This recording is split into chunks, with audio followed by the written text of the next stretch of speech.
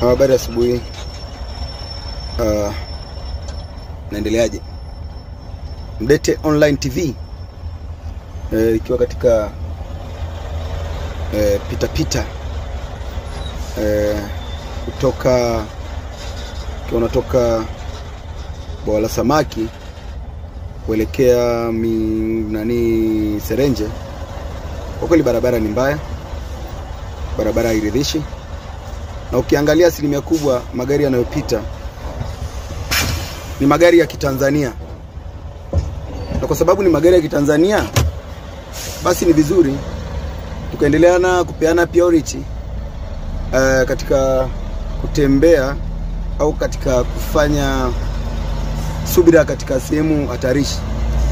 Nasimama kidogo, mnapishana kwa utaratibu ili msilete changamoto nyingine ya ajali. Lakini wakati huo